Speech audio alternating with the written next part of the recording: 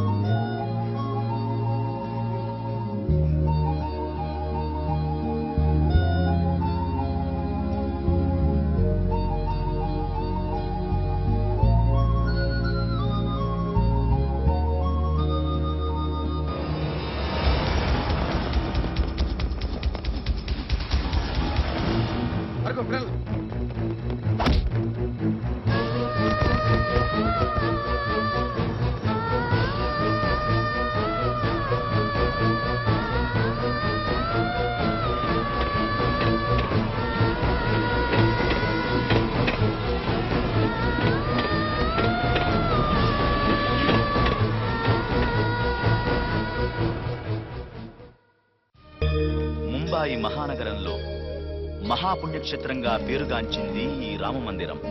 భక్తజన సందోహంతో, నిత్య పూజలతో, నిరంతర భజనలతో, అత్యంత వైభవంగా జరిగే సీతారామ కళ్యాణ మహోత్సవాలతో కళకళలాడిన ఈ మందిరం గత 14 సంవత్సరాలుగా మూతబడి ఉంది. ముంబాయి హైకోర్టు ఈ చారిత్రాత్మక తీర్పుని ఈ రోజే ప్రకటించనుంది.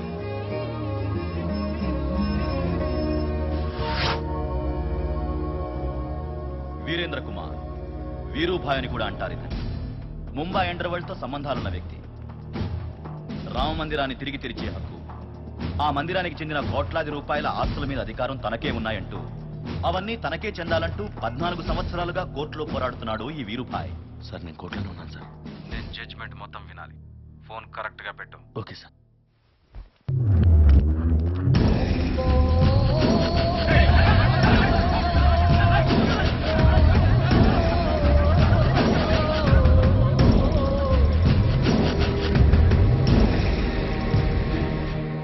प्राचीन राम मंदिर के विवाद के संबंध में निचली अदालतों के द्वारा पहले दिए गए आदेशों का పురాతనమైన ఈ రామ మందిరం వివాదానికి సంబంధించి గతంలో కింది కోర్టులు ఇచ్చిన అన్ని తీర్పులను హైకోర్టు పరిశీలించింది.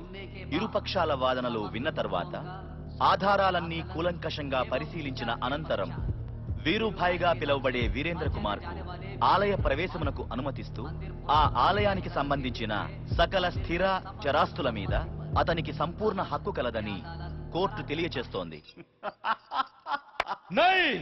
రామ మందిర్ నహీ కొల్లే దుంగా. అక్కడ వాడిని నా ప్రాణం పోయిన అడుగు పెట్టనివ్వను.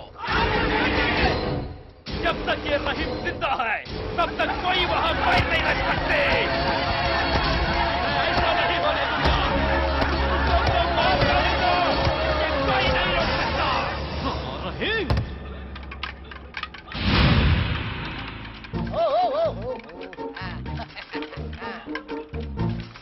क्या बॉडी है बस. తాజ్మహల్ చూడాలంటే ఆగ్రా వెళ్ళాలి, నీ బాడీ చూడాలంటే ముంబై రావాలి. నీకు బాడీ లేదని ఫీల్ అవుతున్నావు? ఆ భగవంతుడు కొంతమందికి బుద్ధి ఇస్తాడు, కొంతమందికి బాడీ ఇస్తాడు. అంటే నాకు బుద్ధి లేదనా? అంత డైరెక్ట్ గా చెప్పడానికి हम आपके है कौन? बोलने वाला ऊपर भगवान है. నోర్మై. जय माता दी.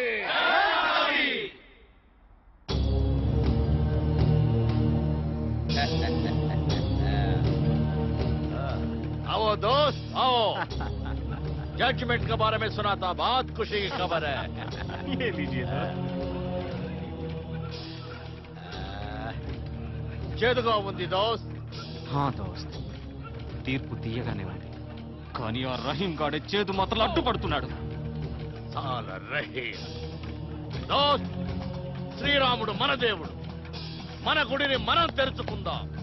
ఆ రహీం గాడి సంగతి మర్చిపో. నీకు నేనున్నాను. జై మాతాది, జై మాతాది. నమస్తే అంకుల్. హా జీతేరావు బేటా, రాత్రికి గ్రాండ్ గా పార్టీ ఇస్తున్నాను, నువ్వు మీ నాన్నతో కలిసిరా. సారీ అంకుల్, రాత్రికి సాయిబాబా గుడిలో భజనకి వెళ్ళాలి. భజన్కా మా వాడికి భక్తి ఎక్కువ. అవ దోస్త్, ఓకే. ఏంటి కొత్తగా గుడికి వెళ్తానంటున్నావు? గుడికని కటింగ్ ఇచ్చా. మన గెస్ట్ హౌస్కి వెళ్తున్నాను. రాత్రికి మంచి ఫిగర్ వస్తుంది. వెళ్ళు, వీడికి ఏడు తప్పదు. సరే, ఈ ఆనంద సమయంలో నిన్నొకటి అడగాలనుంది దోస్త్. నువ్వు అడగాలనుకున్నది ఏమిటో నాకు తెలుసు దోస్త్. మా అబ్బాయిని మీ ఎల్లుడుగా చేసుకుందామనేగా. అవును దోస్త్, ఆ భక్తుడికి నా చిన్న కూతురు కరెక్ట్. ఆ ఇది తీయగా ఉంది. మిలాహాత్. ఆ చేతుల్లో ఉన్న గంట అవతల పారేసి చెవుల్లో పూలు పెట్టుకురండి, పూజకు వేళయింది. సార్ ఏంటి సార్ మాకు ఈ టార్చరు? నెలకి 4 సార్లు ఈ పూజలు ఏంటి, మాకు ఆ గెటప్లు ఏంటి? ఏమయ్యా గెటప్ కి అంత ఫీల్ అయితే ఉపవాసాలు ఎలా చేస్తారా? ఉపవాసం ఆ. ఇదేపటి నుంచి? ఈ రోజు నుంచి చిన్నమ్మాయి గారి స్కీమ్ కొత్తగా పెట్టారు. మా వల్ల కాదండి. వస్తే దేవుడు పటాల దగ్గర కూర్చుంటారు, లేకపోతే డైరెక్ట్ గా దేవుడి దగ్గర కూర్చుంటారు. ఆలోచించుకోండి. అమ్మా జానకి, సార్, సార్, వస్తాం సార్, వస్తాం సార్. అది అలా దారికి రండి.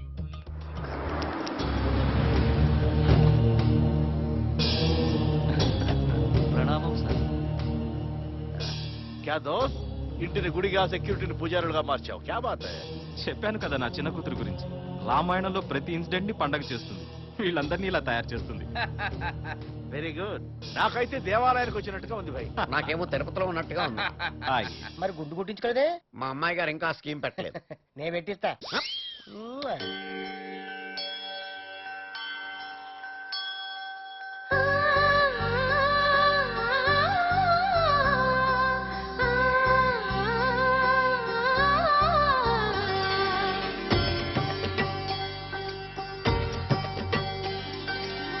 అద్భుత పురుషుడు శ్రీరాముడు అవలీలగా శివుని తను విరిచినాడు.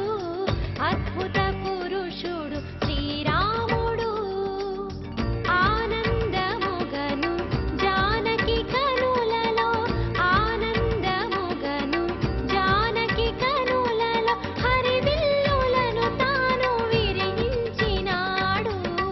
అద్భుత పురుషుడు శ్రీరాముడు.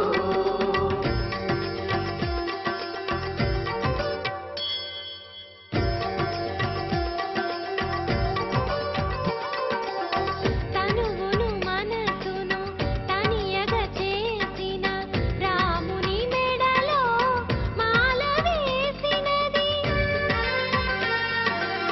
మనసును తీయని కానుక చేసి మనువాడు నావాడు వచ్చేది ఎప్పుడు, నా కనుల వెన్నెలలు విరిసేది ఎప్పుడు. అద్భుత పురుషుడు శ్రీరాముడు అవలీలగా శివుని తను విరిచినాడు. అద్భుత పురుషుడు శ్రీరాముడు. బేబీ, ఈయన మీ అంకుల్. నమస్తే అంకుల్. జీతేరావు. తను కిరణ్ శెట్టి, హలో. వాళ్ళ అబ్బాయి, నీ ఫియాన్సే.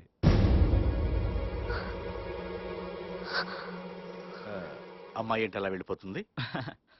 సిగ్గు సిగ్గు పడుతుంది. అంకుల్, నేను వెళ్ళి జానకితో మాట్లాడరాను? జా బేటా. వెళ్ళు.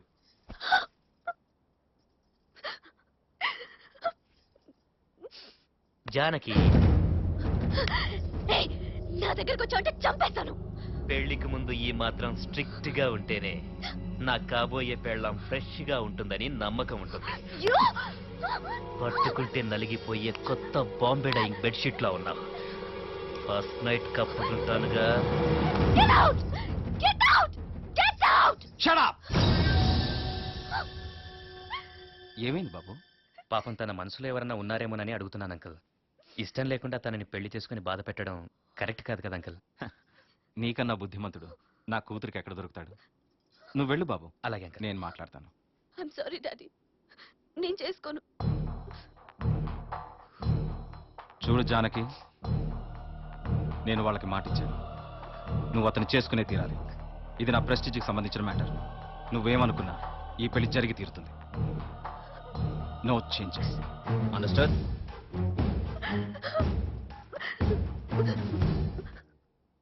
రామా, నాకు పెళ్లి ఇష్టం లేదు. వినిపిస్తోందా? నాకు ఈ పెళ్లి ఇష్టం లేదు. నువ్వే తప్పించాలి.